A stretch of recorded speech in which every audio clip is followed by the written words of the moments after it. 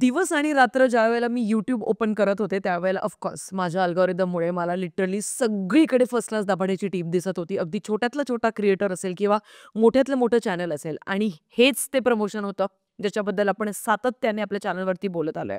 सगळ्यात आधी चित्रपटामध्ये एक संवाद आहे, जिथे एक पात्र दुसऱ्या पात्राला असं म्हणतंय, की "तू आत्तापर्यंत तेच करत आलायस, जे तुला नेहमी योग्य वाटत आलंय.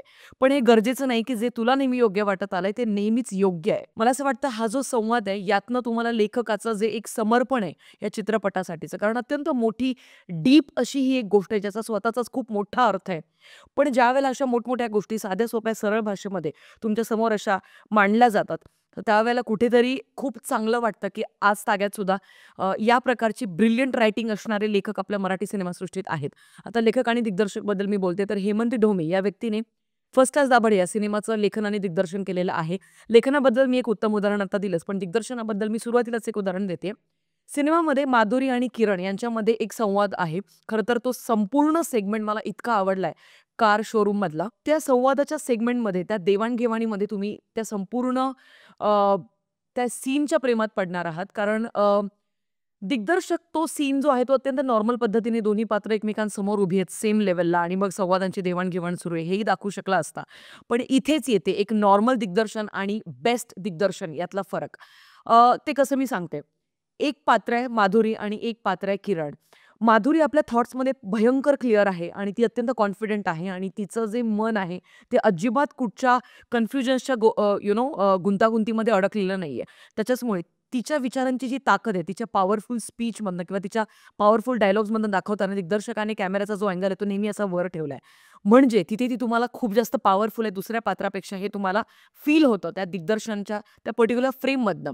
तिथे जो दुसरा पात्र आहे किरण, भयंकर गोंधळलेला, आयुष्यातल्या प्रत्येक गुंतागुंतीचा जितकं जास्त तो सोडवण्याचा प्रयत्न करतोय, तितकं जास्त तो अडकत जातोय आणि स्वतःचं अपयशाचं ब्लेम हे नेहमी दुसऱ्यांवरती ढकलत असणारा हा जो एक पात्र आहे बेसिकली, तर हा पात्र किती कमकुवत झालाय विचारांनी आणि तो भयंकर गोंधळलेला आहे. तर त्याची ती कमकुवतता कॅमेराचा अँगल ज्यावेळेला तुम्ही खाली करून दाखवताय, तर त्यावेळेला तुम्हाला ती तिथे फील होते. जसं मी म्हटलं, की एक नॉर्मल दिग्दर्शन आणि उत्तम दिग्दर्शन यातलाच तो एक फरक असतो. आता दिग्दर्शनाबद्दल, लेखनाबद्दल खूप जास्त कौतुक झालं, पण आता मेन येते मी कलाकारांबद्दल बोलायला. कारण मंडळी, संपूर्ण सिनेमामध्ये अमेय वाघ, क्षिती जोग आणि सिद्धार्थ चांदेकर या तिघांच्या अवतीभोवती फिरणारा हा सिनेमा जरी असला, तर इतरांच्या वाट्याला जे जे काम आलंय त्यांनी ते फाडलंय. काह्याची दुकान इनर म्हणजे चाड्या बॉड्यांची दुकान आहेत. अरे देवा उषा नाडकर्णींचं कॅरेक्टर तुम्हाला इतकं भयंकर रिलेटेबल वाटेल, की अशी एक आत्या प्रत्येकाच्या घरात आहेच बॉस. तशी घरात मी थोरली. म्हणजे तुम्हाला ते इतकं रिलेटेबल असेल ना, की यार आपल्याच घरातली आत्या आहे की काय ही. सो प्रत्येक कॅरेक्टरचे संवाद, त्यांचं राहणीमान, त्यांचे पोशाख, त्यांचं एकंदरीत बोलण्याचा तो जो ॲक्सेंट गावाकडचा पकडलाय, ग्रामीण भागातला जो ॲक्सेंट आहे मराठीचा, तो जो पकडलाय, त्याच्यातलं काम मला खूप जास्त आवडलं आणि त्याच्यामुळे काय होतं, की तो तो सिनेमा तुम्हाला खूप जास्त रिलेटेबल वाटतो.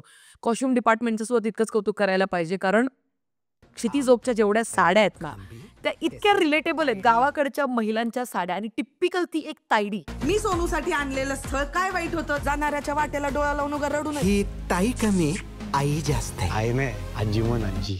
भयंकर रिलेटेबल तुम्हाला ते वाटणार आहे. जर तुम्ही आयुष्यात कधी मामाचं गाव असेल किंवा बाबांकडच्या नातेवाईकांमधलं एखादं गाव तुम्ही जर का कधी वर्षातनं 6 महिन्यातनं ये-जा करत असाल, तर तुम्हाला डेफिनेटली सगळं खूप रिलेटेबल वाटणार आहे. आता सगळ्या कलाकारांनी उत्तम असं काम केलेलं आहे. पण या सिनेमाचा ज्यावेळेला ट्रेलर कट झाला होता, तर मला असं वाटतं, की खूप जास्त मेकर्सला अजून जास्त काँग्रॅच्युलेट करायला पाहिजे. कारण सिनेमा ॲक्चुअल मुद्द्यामध्ये हात घालतो सेकंड हाल्फमध्ये आणि हा मुद्दा या सिनेमात आहे, हे तुम्ही इमॅजिनच नाही करू शकत. आपल्याला वाटतं की फक्त तिघा बहीण-भावंडांची स्टोरी आहे, पण ते तर आहेच. पण सेकंड हाल्फमध्ये मूळ मुद्द्यात ज्यावेळेला सिनेमा हात घालतो आणि ज्यावेळेला तो येतो ना, तेव्हा आपल्याला कळायला लागतं की okay, so this is what we are getting. आणि I am so thankful to the makers की त्यांनी इतका महत्त्वाचा प्रायव्हेट चौकटीतला मुद्दा इतक्या सुलभतेने आणि तितकाच मला असं वाटतं अजिबात ऑकवर्ड किंवा एम्बॅरेस फील न करून घेता अत्यंत व्यवस्थितपणे तो मांडलाय. जिथे कॉमेडी व्हायला हवी तिथे कॉमेडी पण होते. तुम्हाला हसायला पण खूप येतं. जिथे तुम्हाला गंभीर व्हायला पाहिजे तिथे तुम्हाला तो सिनेमा इमोशनल करून तुम्हाला रडवतो सुद्धा. तर मला या पद्धतीने सिनेमाची ठेवण असेल असं मी इमॅजिन सुद्धा केलं नव्हतं and I was shocked. In short मला हा सिनेमा खूप जास्त आवडलाय. या सिनेमाचं बॅकग्राऊंड म्युझिकसुद्धा उत्तम आहे. पहिल्यांदा असं होतंय, की मराठी सिनेमा कुठला तरी येतो बऱ्याच काळापासून आणि त्यातली सगळीच गाणी तुम्हाला खूप जास्त आवडतात. बट यू नो व्हॉट आत्तापर्यंत मी बाकीची सगळी गाणी खूप ऐकली होती. पण तोड साखळी हे जे गाणं आहे आज भोसरी नजर लागली उपाय बी हाच तुला सांगतो सत्वरी. ते आत्ता माझ्या करंट लूपवरती सध्या सुरू आहे आणि मला भयंकर आवडलीत सगळीच्या सगळी गाणी या सिनेमातली. सिनेमाची सुरुवात एकदम तडकता भडकता येल्लो येल्लो गाण्यापासून होते आणि तिथेच तुम्हाला जे एनर्जेटिक करून जातो ना राव सिनेमा. कोण आत्या कोण काका ओळखून दावा समजला तू मावशी ती मामी हाय रे भावा.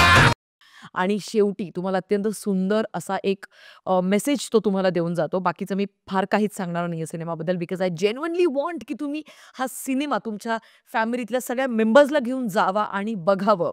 अजिबात तुम्हाला कुठेच ऑकवर्ड एम्बॅरस काहीच फील नाही होणार आहे. ट्रस्ट मी, उघड्या डोळ्यांनी मोठ्या चष्म्याने हा सिनेमा बघा, तुम्हाला भयंकर आवडणार आहे. मी या सिनेमाला देईल 4 स्टार्स आउट ऑफ 5. मी आधीच रेटिंग दिली आणि आता मला जी एक गोष्ट या सिनेमाची नाही आवडली ती मी तुम्हाला मांडणार आहे. या सिनेमामध्ये ना एक लूप होल आहे स्क्रीन प्लेमध्ये. बकरीचा जो सीन आहे तर त्याच्यानंतर कट टू डिरेक्टली सिनेमा पुढच्या एका मॉन्टाजवरती शिफ्ट होतो आणि तिथे मग थोडंसं आय डोंट नो मला असं वाटलं की मे बी इथे थोडंसं अजून जास्त गोष्ट तुम्ही दाखवू शकले असते की त्याच्यानंतर पुढे काय झालं. आणि दुसरी एक गोष्ट जिथे मला असं वाटलं की 3 भावंडांचं एकमेकांबद्दलचं प्रेम सगळं तुम्ही अत्यंत कॅरेक्टर डेव्हलपमेंट अत्यंत बाप केली आहे.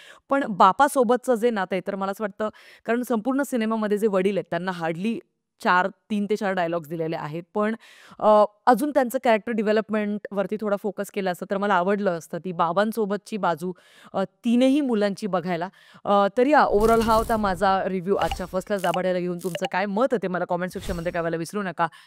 आय नो या दिवशी स्काय फोर्स सुद्धा रिलीज झालेला आहे. But trust me guys go for Marathi cinema because आता मराठी सिनेमाचा कमबॅक जर हवा असेल तर आपल्या सगळ्यांना एकत्रित येऊन सपोर्ट आपल्याला दाखवणं फार गरजेचं आहे. भेटूया पुढच्या व्हिडिओमध्ये. तोपर्यंत काळजी घ्या. Peace out.